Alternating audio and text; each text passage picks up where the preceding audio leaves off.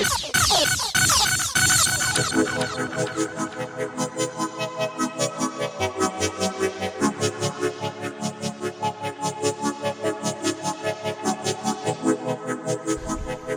the first day of November, 2015, and this is the Radical Agnostic, where ideology goes to die.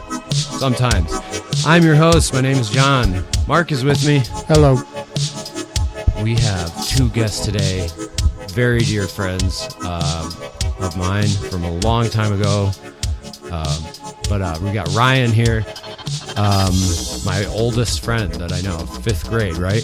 Correct. Mr. Highfield's math class or something? Math class. I believe we talked about mechanical pencils. They're in Star Wars. Similarness to lightsabers, and from there on we realized that we were going to be best friends. That was it. The rest was history. We have Abe Walters, my good buddy from college. Hey. What's up, Abe, on mic number 3? What's happening? Great to have you here, man. You're actually a fan of the show, right? I listen. You've heard most of them, haven't you? Yes, I believe I've heard all of them except episode 31.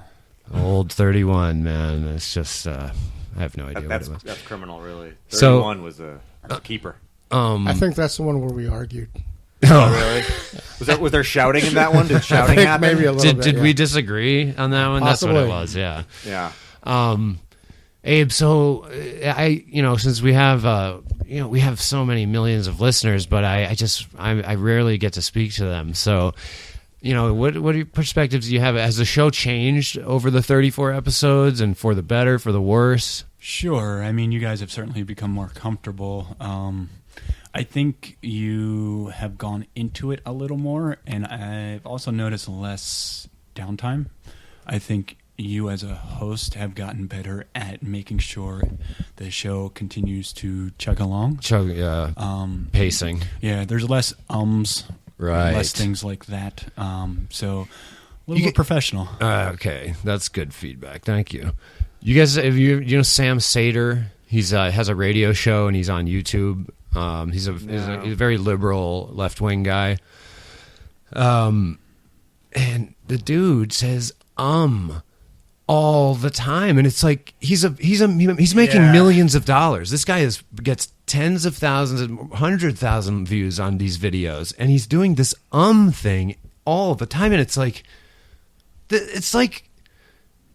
well, do you listen to your own stuff though? At that point, do you must hear it and go, "Damn, I say more often than I ought to." I mean, it's very difficult not to. It's like showing up for a race without one of your shoes. I don't know. It's just like that's the last thing you would do is say The funny thing to me about that is, so that is a natural reaction most people have when they're talking. They have little nuances of stuff like that, which aren't words, or just like little placeholders, whatever, and filler. Yeah. But have you ever seen a movie where that is in there? No. And if people go, the dialogue was so natural. Yeah. No, it wasn't. No, it wasn't. This great show I've heard about called Rick and Morty. Rick is and awesome Morty, Mark. because it's all just those stutters and those moments where it sounds like natural speaking. They leave it in there. Oh, really? Yeah, I haven't seen it. Oh, it's so funny. Yeah. Is that on Adult Swim? Yes. Or? Yes. Okay. Yes. Seriously, it's like high concept sci-fi themes, but it's like comedy through and through, animated. One interesting note too, though, is that I took a public speaking class in college, and the professor, we talked about the difficulty not to say in different points, and in Japan they say ano, and so when he was becoming more fluent in Japanese, they had to teach him that when you're trying to find the next thing you're going to say, You say that. say ano. ano, and that's how you'll be better integrated into the culture, and people will recognize you and give more respect as a Japanese speaker, because that's more natural. But everyone does it. It's kind of weird, though. It's because it's like you're teaching someone to do an unconscious thing intentionally. Which will and that Use this flaw. Yeah. It's our flaw. Right. and that's interesting that they actually would teach that, because I mean I've studied a couple languages, and I don't think I've ever had someone teach me something like that. Practical Very thorough advice. teacher. Yeah, no one taught me that in German class, how to say in German. No. Plus maybe they also use too. I don't know. No, they just murder someone when they can't think of the right word. So they just pull out a Luger at some point. Yeah.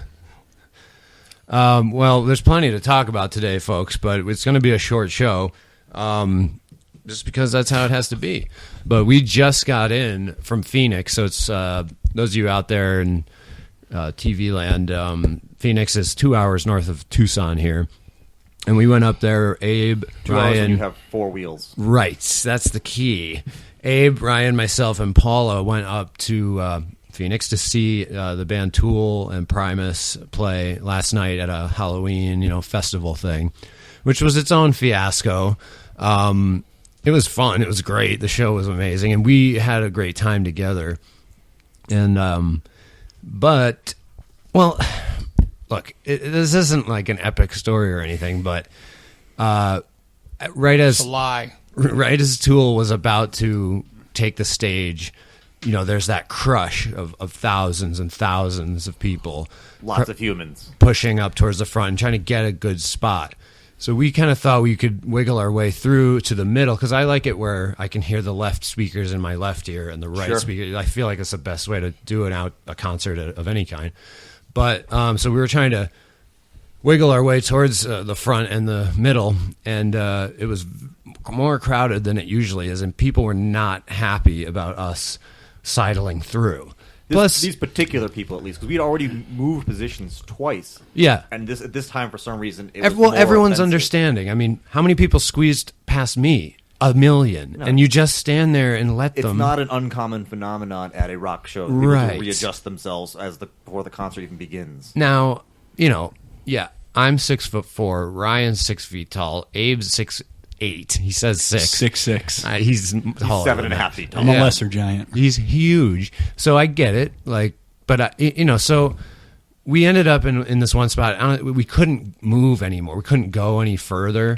So, and so this guy makes a snide comment. He's behind me. He says something. I forget the first thing he said. I don't know. Something about being a dick. Yeah, for calls me a standing there. dick. Okay, yeah, it's just not nice. I didn't like that at all. And I turn around. I'm like, you know what? I apologize for being tall and for being here, but I have to stand somewhere. He's like, yeah, it's not like we've been waiting here for an hour just to get this good spot or anything. And I'm like, what do you think we've been doing? We're all in this zoo together. We're all standing here trying to get a good spot. What do you want me to say? And then it kind of just I was like, I'm not going to get in an argument with some idiot. I don't care. Take your phone away. But so we're standing there. He's behind me still, and he blows a huge cloud of smoke on the back of my head. And I don't care. That doesn't bother me. But I knew it was intentional. Right. It was meant to be an insult. Right. So I turned around, and we start arguing again. I'm like, what are you doing? I was laughing. I was belittling him. I was like, what are you doing? This is how this is going to be. You're going to do things to me to annoy me during the show like a 6th grader. You're going to do spitballs, which, by the way, during the ensuing argument, he's like, check the back of he goes, wait till you see what I did to the back of your pant leg. Yeah, when your back was turned. Wait till you see what I did when your back was turned. Right. Implying to me, by the way, that he made physical contact with me in some sense. Right. And initiated it. That's how I justify my actions in a couple sentences from now. But when we discover that he pinned a flower to the back of your shirt. Yeah, Right. I love you. But I never found out what he did to my pants. Maybe he spit on me or something. Yeah, something ultimately inconsequential. Yeah, because there's nothing there. But I thought he pissed. First, I thought he pissed on my leg or something. Yeah. And I would have murdered him. Right. But keep your penis in your pants at the Tool show. You know what? So the conclusion I came to, I was like, I'm really excited for the music that's about to start. I don't want to stand near you. And yeah, if you win, then you win. And that's what I said to him. Like, you win, buddy. You're the bigger man. We're going to go now. So Paula and Ryan and I start sidling away. And he just, he continues. He's blowing kisses at me. He's staring me in the eye, and I keep laughing at him and leaning in and going, "Oh, you're gonna look at me? You're gonna give me a gaze, a threatening gaze?" I was like, I'm really terrified, and it was just kept going like that. And then he said more stuff, and at one point before we walked away, I shoved him in the chest. super hard. He moved like a couple inches back and everything. And then these other people that were there, they were pretty much defending him, kind of because they were standing next to him, and I was kind of they saw me as like the interloper, and they were keeping me away from him physically. Sure. And then he kept talking, blah, blah, blah. And then that's basically it. And then we were sidling away. Oh, well, then Paula completely lost her shit and attacked him.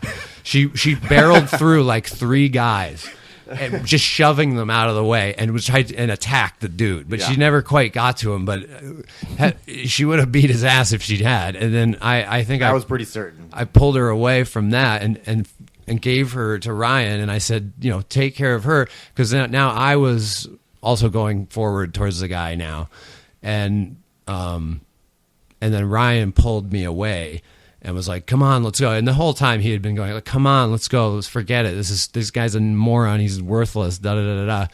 And so that was it. We walked away, and I didn't see the idiot again. But well, the thing with too was I go to a lot of rock shows. I like going to shows in general of all different genres.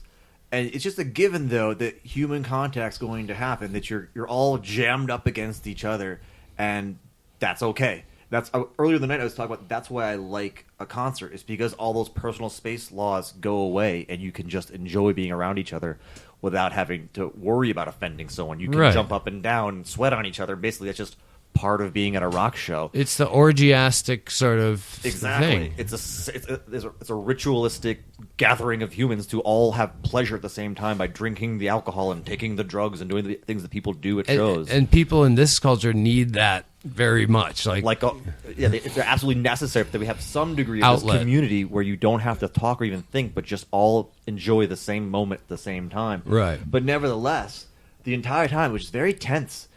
Usually I'm more aggressive, and I will just like push through because everyone kind of just moves out of the way, just let it happen. But even just jumping up and down a few times, I got stares and dirty looks of the fact that I was dancing to the rock music, basic headbanging, like adjusting my shoulders. And people were giving me evil eyes the entire time. Once in a while, someone else would also start to kind of get into it, but it was very much just timid. It was I wasn't looking for a mosh pit. But I was looking for people to, get into the show, move around, not just, fold your arms in front of your chest for the next 3 hours. Tool fans are getting old. That's what it is. I think the Tool fans are getting more and more lame. The interesting thing, though, is seeing everyone sing like every word. That to part like of this music. It's like weird. And I noticed something else weird about that, which is that it's kind of a analog to the wisdom of crowds, which is this this idea that if you take a jar of jelly beans and you have to guess how many there are, you win a prize.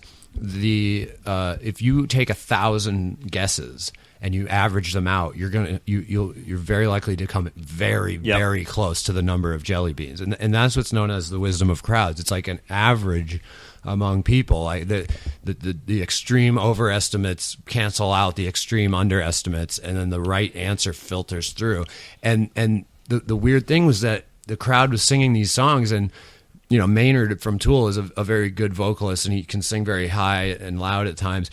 But the crowd was hitting every note, and I had the same at every show. Like the crowd hits every note as a whole, and I found that interesting.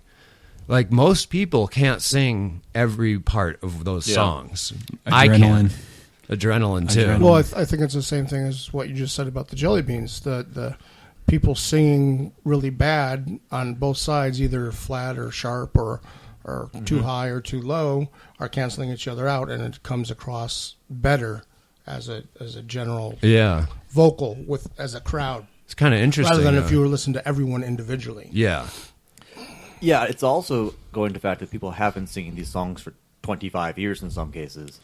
But there's another experiment that was done in the 70s. I can't remember who did it, but they did it. Basically, they put a projected Pong on a giant screen, and they filled an entire theater with people. And the people on the left side would have all these. Everyone's in the same thing, but they have green or red paddles. So green means left, and red means right. And the entire crowd was controlling whether or not the paddle went up or down, rather left or right, I guess, but controlled the paddle while they're playing Pong, so that everyone would push to the right side, it would go to the right. But if everyone went too far, it would go all the way over to the side, it would still miss it. Right. But they naturally coordinated amongst each other that enough people would be intermixing red and green so that they would do it. So they were playing Pong And it was purely through group and just people agree, like maybe yelling or shouting a little bit, but everyone just kind of figuring out, oh no, it's going too far, I better turn mine a little bit more this way. And then they completely played an entire game of Pong. And there's another term for it, but the idea of crowdsourcing thought on some level. Yeah. That you can actually find a solution in these rooms, and it goes beyond just averaging guesses, but actually in real time making decisions based on everyone having the same information at the same time. Right. I think it depends a lot on how simple the task is. Oh. Have you seen any of the Twitch TV stuff they've done where Yes. they crowdsource playing games like Pokemon? And you have your Pokemon trainers literally sit there and spin in circles the entire time. Basically, everyone in the chat puts in like a command, like move left, move right, jump, talk, something like that. And so they have like thousands to millions of people trying to play a game at the same time. A game is much more complex than, say, moving a paddle up and down. Right. So you're saying it didn't work? Not well. Well, Yeah. they've done it with a few games, though. I forget which. Some games they've done, they actually did it very well, and it worked perfectly. But then they tried it with, like, Dark Souls. Yeah. And they couldn't get past the tiniest piece. No. But this was kind of about pushing this experiment of which types of games could you do it with. But they were successful, I think, with one or two. But that makes sense, though. The more variables there are of what you can choose, the harder it is for a crowd to actually... And the required level of precision, where a couple pixels to the right or left means total failure, as opposed to like it's close enough to keep it going. So Abe, you weren't in the melee with us. You saw it from a distance, though. What was your perception of that whole thing? I only saw the part where I saw you get pushed back, and then I saw you guys pretty much move off to the left. Yeah. Okay. Well, anyway, afterwards, my whole thing was, I was talking to Ryan and saying that your heart was in the right place. I objected to the fact that you had grabbed my arm to pull me away from the guy because I felt like, don't do that. Don't deprive me of the right to of my arm. Yeah, especially in case that guy obviously wasn't coming after me though. So if he had been, you would have taken a different approach. Yeah. Yeah. Well, but grabbing your arm is a little different than like if he put you in a full Nelson. Yeah. You know what I mean? Like grabbing your arm, you still have one arm, and he's not really controlling you too much. He's just saying, "Come on, let's go." Yeah, I know. But you've been pissed. That's what I'm saying. And your friends... I've been in a fight where a friend of mine put me in a full Nelson, leaving the other guy free to punch me in the face two or three times. Beat you about the body and head. That's so messed up. Yeah. No, I would not have done that. I didn't want to disable you so much as urge you continuously to keep coming to the right here because this isn't going to end well in this crowd. Yeah, and a fight would have meant almost automatic kicking out of the show. Yeah, before the band even started, and that would have been just pointless and tragic. Right. So and there's no sense in that. And but the thing, Mark, like I don't get in fights. I never do. But this guy. Hand of God. This guy, dude, was so right. He's a piece of shit. Am I right? Like the way he was looking at, he was just he garbage. had a smirk on his face of like, "You're not going to do it. You're not going to do this." But it's also the kind of person who he's just relying on the fact that he doesn't think you actually will or anyone would hit him in this scenario. So he's just like further egging it on. But it was just a slippery little shady guy who a very unhappy person who none of this was like jovial or fun or anything about it. It was just strangely antagonistic, really disproportionately to what was even going on. Yeah. I mean, it still might have been appropriate if they had been standing for however long, they liked their space, and then you came and ruined it for them and said, "Hey, dude, can you go a little to the right?" In fact, when I was lost you at one point, I dove into the crowd trying to find you, and I was standing. I stopped in front of another group of people, and they were like, "Dude, you're right in the way." And the guy just went like this. He went, "Ugh." Pushed me like 2 feet to the left, and I was like, "Oh yeah, this is perfect here, thanks." And that was that. Well, you have a good attitude towards it. Yeah. Well, it's a show though. Like the whole point is, it's not meant to be a competition of strength and might. It's to observe this band play their music. Yeah. Well, and then you were worked in a mental health Yeah. fucking thing. Inpatient So I think unit. you would have training and know how to diffuse situations. And know, you know what I mean? And I mean, maybe you're having fun. You're not. It's not your job. But I mean, you could have just like not just whatever, dude, and like not paid attention to him. And I'm sure he would have continued a little bit. But after a while, and especially when the band starts, he's going to stop. He's not going to be paying attention to you for the rest of the fucking he is show. there for the show too. Well, you're right that I could have de-escalated it or just said screw this and walked away without another word. I agree with you there, but to have this guy behind me, that it was going to ruin the show. Yeah, for me. it was a good idea. He was move. behind me, and he was still no, doing stuff to my. He was apparently doing things to my pants. I understand. You do not have to defend yourself. Yeah. I'm talking. This is Monday morning quarterback stuff. Yeah. I'm talking about logically after the fact. I wasn't there. Blah blah blah. He probably- If I was in your situation, I might have done the exact same thing. Yeah. But So but it is funny to me about the crowd getting older. I Yeah. think that is true.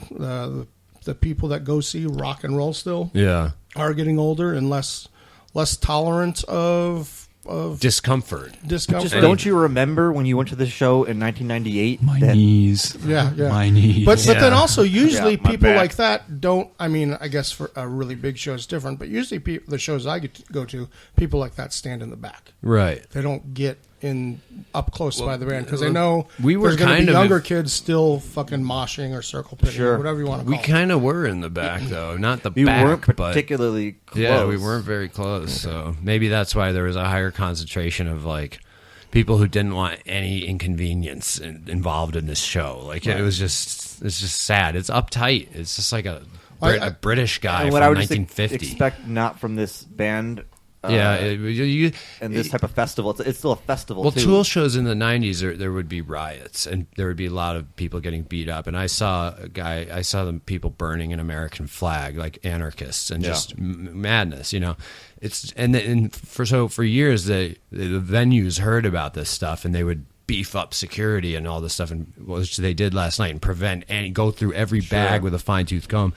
But it doesn't happen anymore. Like the anarchists aren't really there around anymore as the fans. These tickets are expensive too. People are going there with a Yeah. very specific goal in mind of enjoying the show. Yeah, exactly. Well, and they might have already been mad because of what Maynard said, whatever, a couple of days ago in the Phoenix New Times, where people were, basically taking his words and twisting it around to say that he hates the Tool. fans. Yeah. And thinks they're fucking morons. And he said sarcastic things about the fans all along. Yeah. But I think the venue also being a shit show in itself, the lines and just the ridiculous level of security just to get in the door was already putting people on edge. I was already on edge because I had to leave my backpack in a bush before I came inside. So it was not an ideal circumstance in a lot of ways. And you add alcohol and any other piece of the puzzle there. To summarize, what was going through my head was that, okay, I'm going to walk away from this dummy. I don't care about him. I'm the bigger man. But then I looked at him and I knew that he knew that I would walk away no matter what he said. That he was winning. And that he believed that he was safe. And so the only reason I very, very much wanted to hurt him. And I looked over there a bunch of times during the show to see, just to maybe think about going back and hurting him. Oh, God. And the reason is that sense of cosmic justice that nags at me, that like I knew that he knew that I wouldn't, but he knew it for the wrong reason. It wasn't that I wasn't willing to do it. It was that I had practical things in mind that I didn't want to get thrown out or arrested. And I wanted to disabuse him of that notion that he's invulnerable. I wanted him to know that he's wrong. There can be repercussions. And I think the 4 or 5 other people around him, though, all were not mistaken in reading that you were about to do something to his head.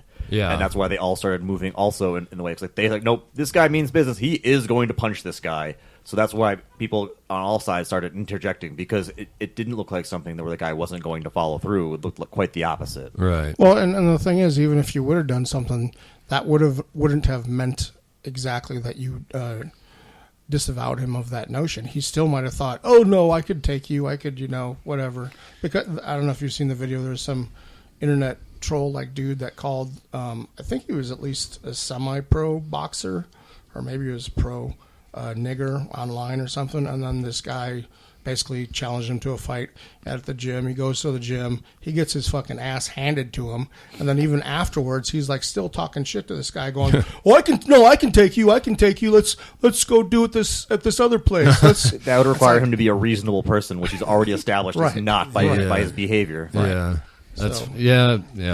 That's true. Might not have taught him anything, or he might have wanted it and to see me get arrested or something. Or just gets off on provoking people. Yeah. Regardless what the consequences are. So the show was good. So we came home this morning and trying to make it home for the podcast. On the highway, we get about halfway home on the 10, going about 65 miles an hour. My driver's side rear tire explodes.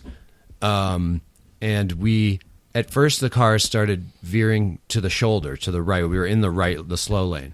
And I thought, okay, I'll guide it, to the shoulder. But I was hitting the brakes pretty hard. And I don't know if that's what did it or just the structural changes caused by the tire blowing out. But the car fishtailed and then fishtailed the other way and did a complete 360.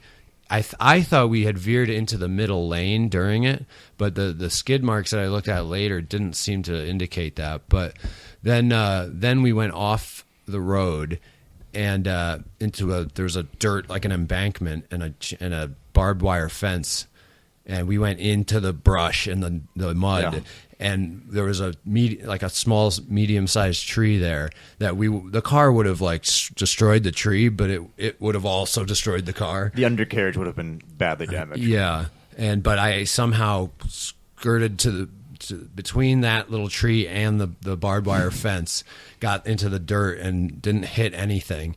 And luckily no one was tailgating us or anything either, because no cars hit us. But that moment when we're spinning around in the road, in the highway, first of all, I was going, all right, we got this. It's okay. That's what I was saying. Everyone's fine.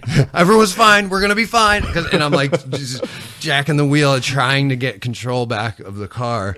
And also a bunch of stuff went through my head, just basically, oh man, a car is going to hit us now. I can't see behind us, and a truck is going to hit us, and then we're going to have injured people here, and the day is not going to go well.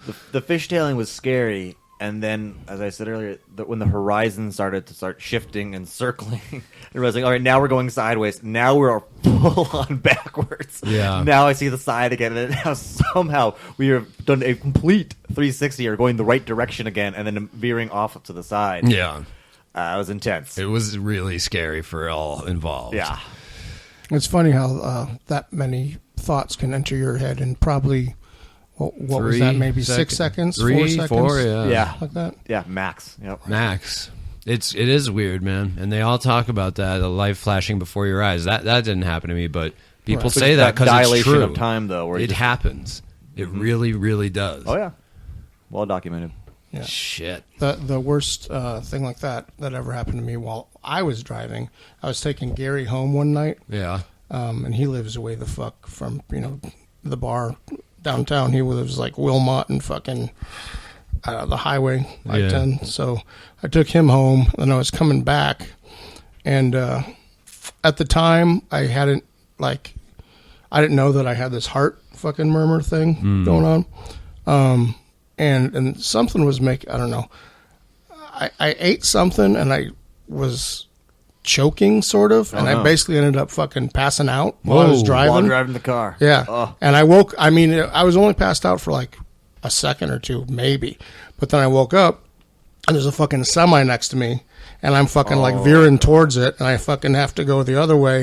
And I basically did a 360 and ended up on the side of the road. But you got the thing out of your throat, though, somehow? Yeah, no, it was really weird, because it's not I was coughing, but it wasn't like I was choking on it. It's just weren't getting enough air. Yeah, and so I would cough, and then cough so much that basically I would just kind of black out. Yeah. And it happened to me more often than just that, but that's the only time it ever happened while I was driving. Well, and basically the heart thing that I have makes it somehow affects my lungs, so that I have this, like, I don't know if you can tell, but sometimes I have this cough. And it's just a cough. I'm not sick. I don't have, but it just affects your lungs to the degree that it sometimes makes you cough or not get enough oxygen or whatever. Yeah.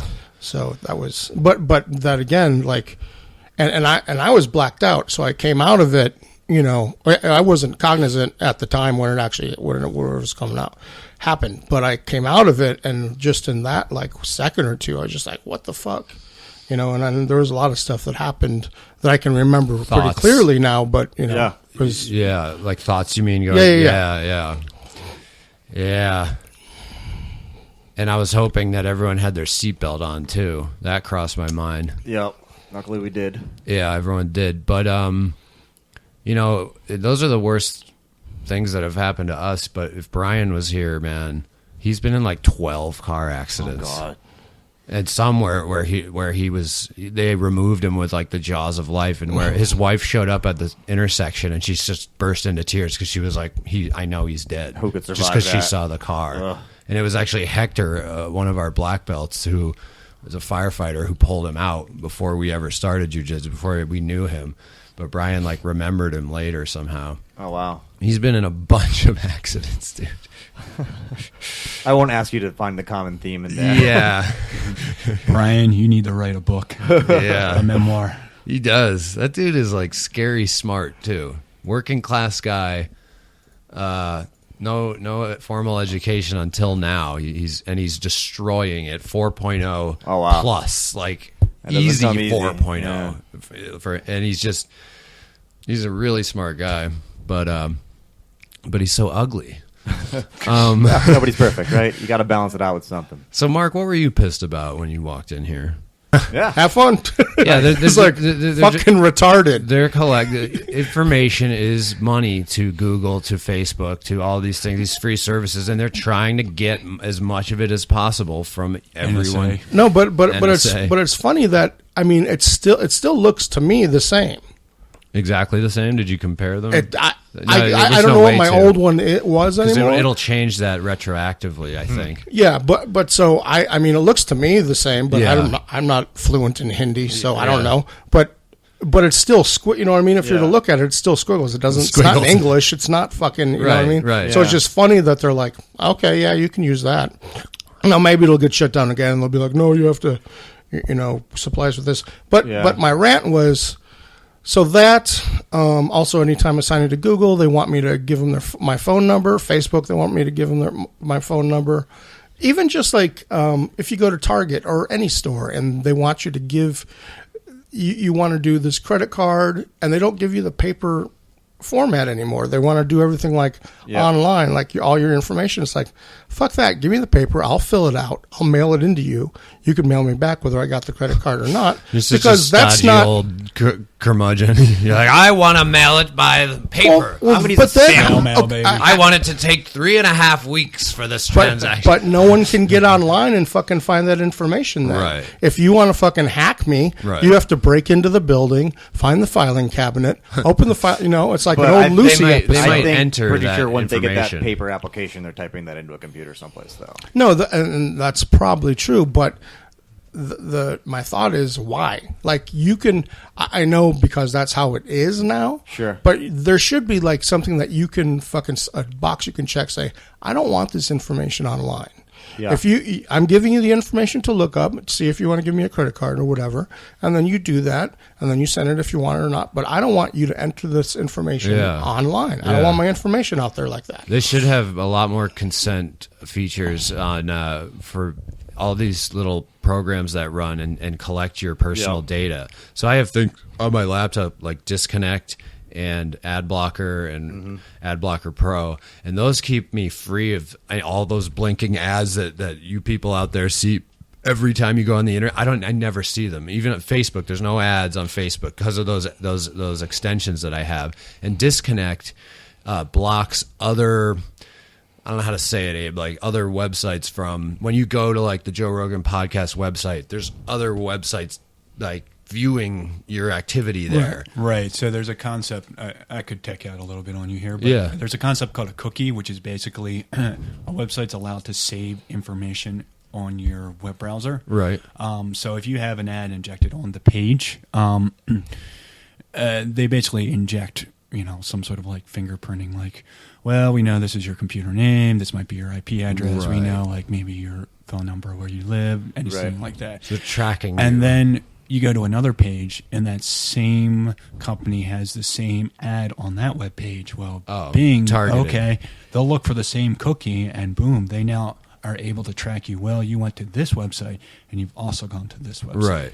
Yeah, you might search for something on Amazon or any number of websites, and then now every site you go to is trying to sell you that product again. And these extensions I have mitigate some of that. Not like Amazon. Like if you do a explicit search on Amazon, they're gonna know that I'm interested in, black dicks or whatever I'm looking for. Who isn't? Yeah, but there's actually a website, and I can't remember what it was, and I don't know if it's a search engine or just something that you log on to the internet with, but basically it gives you complete anonymity, and it doesn't. You can go anywhere you want, and they don't know. Are you talking they're about, not giving your IPS? Are you talking about Tor? Tor browser. It's a internet browser itself. It might be. Yeah, Tor. Really sure. There's a pretty famous search engine right now called DuckDuckGo. It's actually based out of PA, I think right it was around the DuckDuckGo, greater Philly area. They're right in Paoli. But they do not do any sort of user tracking. Everything is just based off of like searches. So like, well, we have millions of searches for Pop-Tarts. And so then they just use that to do all of their rankings with. So there are definitely companies out there who are very conscientious about collecting user data. Yeah. Firefox is also pretty good as a browser. Mozilla is Firefox has been around a long time since Internet Explorer. They're very conscientious about their users and making sure your Chrome. privacy is more or less guarded in a respectable manner. It's not so straightforward. We can kind of go down the rabbit hole with this because, like, yes, we have extensions like AdBlock today that are awesome. AdBlock is actually kind of getting older and it's a little bloated, so it's a little slow. Yeah. But there are a lot of websites out there, things you might like smaller websites that are supported entirely by your ad revenue. So every time, let's say you got a hobbyist thing, like for say like a small like record label, something you like a lot of the bands on, they're supported by hosting all of the music online for you through ad revenue. So every time you go to their website without paying for ads because you have them blocked, so to speak, in a sense, you're kind of ripping them off. Yeah. I do worse than that. I download movies and music all day long. I think most people of our generation do. Yeah. But so AdBlock, is it an application that you download? Yeah, it's an extension for Chrome. So Chrome is like an internet browser, like Internet Explorer, and you download it and stick it into Chrome. But my question was, so when you download it, is it sending any information back to whoever's owns AdBlock, like with your IPS, with your information on your computer? Like I was thinking maybe that you might have to supply them with information to begin with, like say, no, you don't. What your name is, so or your email, or right. So there are some extensions that do collect some. Most of them are upfront about it right away. They'll be like, "Would you like to send statistics back to?" You even see this now, like with your smartphone, like if you use Android or if you use iPhone, pretty much one of the first things they ask you is, can we spy on you? Can we, use your data to make our systems better? Well, all these websites, they say we see that you're using ad blocker, and they it's so sad. They go, would you mind turning it off? Or they say, like, could you click on something else so that we can get that revenue back? Like, they ask you to do stuff, and I'm like, oh, that's cute. No. But that is how that website can sustain itself, because they have to pay fees. They're trying to make a living off that website, and there are costs associated with doing that. For sure. And that's, again, especially a small company. Like, if there's a small weblog that you're really into, like, a lot of smaller gamer sites that I follow, I don't want that on there because I know if everyone did this site wouldn't be here anymore. Or if I ever got like 1,000 listeners on here, I you put those ads on YouTube videos, Yep. and if people go in there with the ad blocker, I'll make less money on the podcast. I mean, advertisement is what sustains entertainment. Essentially, that doesn't involve a ticket price. Right. So if you don't have all this stuff is advertisements anymore, free. there has to be a ticket price. I mean, it's crazy. Like Google is free, Facebook is free. Well, but none of them are free. In quotes. Yeah. because they're collecting that information, selling it to If they're not, advertisers. Yeah, but and, you don't have to pay money. and I mean, well, come on, and, guys. and Facebook now has limited, and I think they do it with your personal page as well as like any pages you have created for band or record label or gaming site or anything, where they limit your audience. And before, they limit you hard. before everyone that was liked you or was your friend could see whatever you were posting. Yeah. And now it's like only a certain amount can see it. Yeah. And if you want to try to pay. get more people to see it, then you have to go, pay. They get right up in your whatever. face. They go, "Hey, just give us $5 and we'll show it to 200 more people." sure. But even that, I wrote a paper on that actually, and the exposure that you get isn't really worth the money. It's not good. It's not a good business decision, say for a small business to start a Facebook group and then pay like $100 or $1,000 a month for super exposure. It doesn't pay off, is what the study showed. Sure. I mean, at the end of the day, though, any service you use where you're not purchasing that product, whatever app it is, if you're not purchasing it for you to get it, you are the product. They're giving it to you for free because they're getting something out of you using it. That's a good way to They're put it. getting a lot of data out of you, which they can sell for more money than you could probably ever have to pay directly to them. Now, some sites, though, that I particularly like, and I don't like ads in general, I'll give them the $25 a year, whatever it is, so that I don't have to. I can use the ad-free version of it. Look how ethical people are. It's insane. People are so ethical. But it is a decision too. Like, I'm not worried about going to IGN.com and them not getting my ad revenue. They're making but these billions. 4 guys who are 10 degrees away from me, who are trying to make a living off of this, I don't want to take their dollars. I'm not worried about Walmart one way or the other. I'm worried about people that are not that far from my own situation. Did Just anyone like I tip at a restaurant even though I don't have to. Right, yeah. Did anyone watch the Republican debate, number 3? No. I watched the first 2, meaning the same day when the one was like whatever 10 people, 6 people. Yeah, the second one was like a couple undercard. hours later, like 10. Yeah. And then I watched the first Democratic debate, and I'm done with watching debates. Yeah. I read a bunch of the recaps so I can conjecture based on other people's opinions. That's of what it. I've got, because I'm obsessed with politics, and I'm done with both side debates. Well, I care enough about Bernie, and now that there's only 3 people in the race now, and O'Malley's going to disappear, so there's only 2 people in the race, and Hillary's doubling Lincoln Bernie's. Chaffee? He Bowed out? dropped out. Who So would've did thought? Jim Webb. That was your Oh, boy, Jim Webb? Yeah, Oh, man. Lincoln Chafee you loved him with know. that weird face of his. Yeah. They did the net worths of all the presidential candidates. Forbes did an article. Uh-huh. I can Who was the rattle off richest? most of. Well, Donald Trump won, several $1 billion. Right. No one was close. The second richest was Hillary, I think. But they only listed her as having $41 million, so that's her personal wealth. That's the Clinton Foundation. Yeah, and Bill's personal wealth. He has a lot more money than she does. So they're worth over $100 million. But, there's some surprises in there. Jim Webb, okay, that guy, he's worth like $18 million. From what? I don't know, just investments and stuff. All these fucking corrupt From killing people. that guy in Vietnam? Yeah, It was a mob He had a hit. lot of money in his pocket. That guy. Yeah. he went through his boot. Lincoln Chafee, $23 million, but apparently On that what? was all his dad. inherited. Right, his dad, because his dad was a senator. No, yeah, but Right? no, the money is from his wife. From his Or wife. from his wife. So, and then you got Bernie Sanders' net worth of $700,000, which is, kind of more than you would expect, but it's like a lot of property and real estate and Whereas stuff. how much? He has a total worth of $700,000. But he's also, how old is he? How long did it take him to accumulate that wealth? Yeah, he's through 74 investment into years whatever? old. Like, he's been making probably good financial decisions for a lifetime. And he makes about $200,000 a year as a senator. Yeah. And And he's been a politician for how many years? 30. 30 I thought it was something? 40. Yeah. So, well, mayor of Burlington didn't make him a lot of money, but No, but it made him more money But than... if he invested well, he was throughout that broke time- before he was the mayor. Like, he couldn't pay for the electricity in his apartment. So Right. then mayor, that's when things turned around for him. But you have to be in the top 1%, though.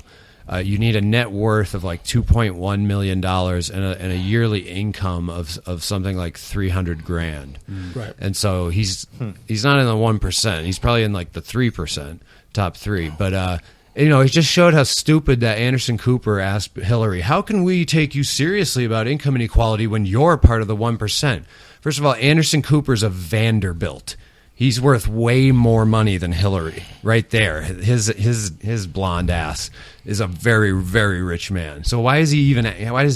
Well, she should have said, it's "Why do still you a- get to ask the question, Anderson, if you're part of the 1%?" But it's a valid question regardless of who asks it, though. There's I people who know. want the answer to. I know, but Lincoln Chafee also in the top 1%. So is Jim Webb on that stage. So, Sure. So it wasn't just her. And Bernie makes well more than all of us. Yeah, he's doing fine. But doing all right. one of the funny ones was Martin O'Malley. They put his net worth at $0.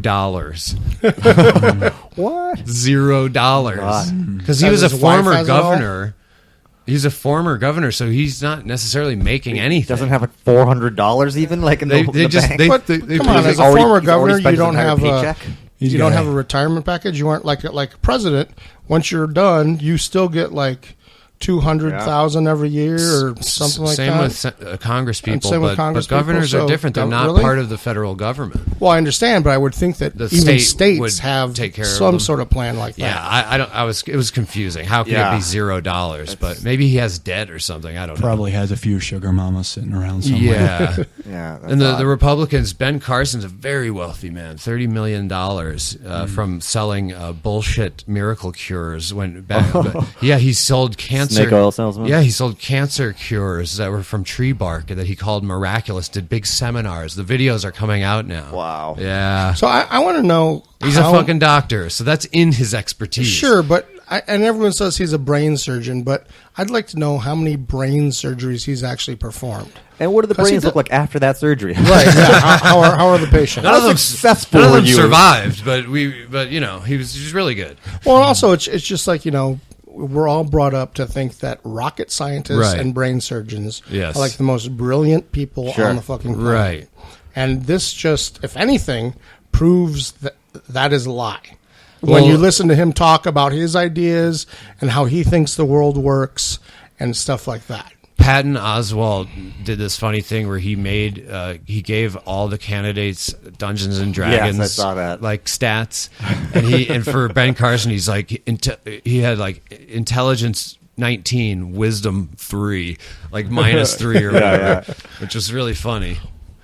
Another thing, Mark, that you brought up that was really interesting and kind of funny to me was Snopes. We didn't talk about this on the show, did we? No. So Snopes, very interesting thing, right? Because how many arguments have been kind of at least settled? I mean, most arguments don't get settled, but by someone going Snopesing it and saying, "Hey, I Snopesed it, debunked," or "No, it's true," and then we all kind of just like, you know how there's no for rationality and stuff. There's no real bottom level. There's no evidence, like except firsthand, you know. Experience, yeah. Experience. There's no real bottom, but you kind of have to pretend there is to have an argument and resolve it. And Snopes, we kind of all just go like, yeah, if Snopes said it, like, sure. So Mark looked up like what Snopes is and who it is and what is it, Mark? Well, and so I have to clarify because how I found out about it was there was some link to this thing giving the information about Snopes. And Snopes, Snopes is a website? I don't Yes, know. it's Snopes.com. It's a Yeah. website that it's like Fact Check Okay. or like PolitiFact, or so it's like this Debunking, but website it's that for like urban supposedly legends. is Gotcha. people You know, submit questions. Was and there then it really says- real cocaine and Coca-Cola? Like, was And it? is it user generated answers or is No. Well- So what it is it's a couple, a man and a wife, and I forget where they live, but basically what they do is they take these questions and they Google them. They Google them themselves. I mean, they do go to the library and look up books and Sure. stuff like that. But I mean, it's basically something that anybody with a brain could do. Which is fine because they're compiling information for convenience, and they're doing it as their job now. They basically have enough, ad revenue and whatever that they can. That's how they have their income coming in. I think do they make cite a lot their of money. sources, or do they do cite their sources, but there was like. So basically, what I found out about it from was this other website that was a conservative website that I guess had an axe to grind. Right. And so then I was like, that's funny about Snopes, and I never knew this about Snopes. But then I was like, but the people that are alerting to me this about Snopes have their own actually agenda. They have their own agenda, and like, who are they? And there was some conservative thing, it's like statistic or something that Snopes debunked, and these people were like, no, it was about a real estate agent who had said something about Obama, and then this conservative thing said, no, that never happened, and this real estate agent didn't say that, and then the real estate agency basically fired this person, and they were trying to say that he was fired because of this, and then Snopes was like, no, he wasn't fired, and it did actually happen, the thing is, Snopes gives you a lot of good answers because they just do the research, so they do know the answer, but on a lot of simple questions, but they'll have questions on there like climate change, and they'll be like true, or they'll which is fine because the climate change, there is that consensus, but there is a lot of people who say it's a hoax too. But they'll say that they'll be like, God, does God exist? And they'll be like, yes or no, there's plenty of, and then some of their answers are just speculation. They're like, like the Sandy Hook conspiracy theory. Brian is actually a party to that, and it's not a particularly convincing conspiracy theory. I'm as certain as I can that Sandy Hook happened.